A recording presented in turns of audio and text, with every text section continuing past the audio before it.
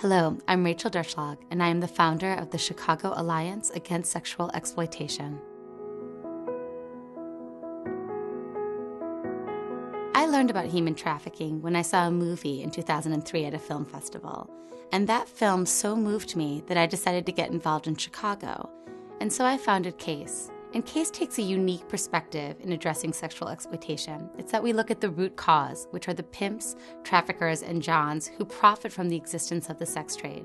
Because we know that as long as there are men who are willing to open their pocketbooks to pay for sexual services, those who are most marginalized will be recruited by pimps and traffickers, harmed in the sex trade, all for the sexual gratification of johns. CASE utilizes a four-pronged approach in our work to end sexual exploitation. The first thing we realized from research that we conducted with men who purchase sex is that most men purchase for the first time when they're in their college years. So if we're going to prevent this harm from happening, we have to talk to high school boys. And so we developed the country's first and only prevention curriculum aimed at high school men to not only educate them about the harms of the sex trade, but to help them identify things that they can do to be part of the solution. The second thing that we do is we work in communities to provide them tools and resources so that they can take action against sexual exploitation and be activists in their own right.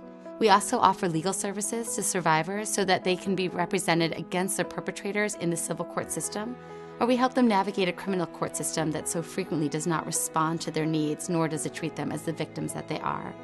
And finally, we do policy work through our campaign called End Demand Illinois, where we've passed 4 laws in 4 years to strengthen our legal response to pimps and traffickers and increase our social services to those who are being prostituted.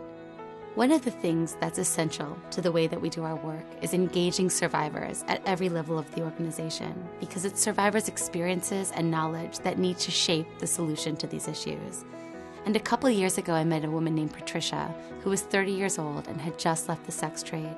She had been sold by a parent when she was 15, had experienced repeated rapes by pimps, had been left by law enforcement for dead, but something in her made her continue on.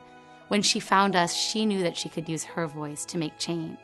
And when she went down to the legislature in Springfield in Illinois and told her story, it was her activism that helped people realize that people under the age of 18 deserve to be treated like victims and not criminals.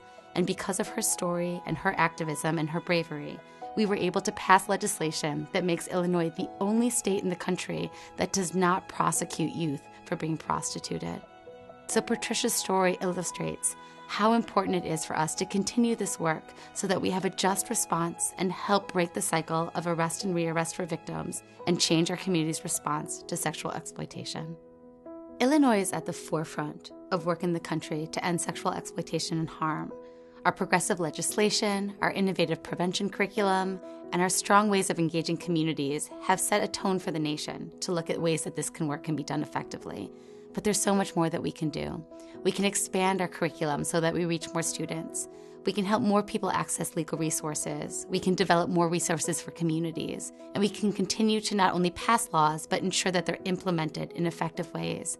And we're reaching out to you today to ask that you support our work so that we can end the harm, rape, and violence experienced by so many in prostitution.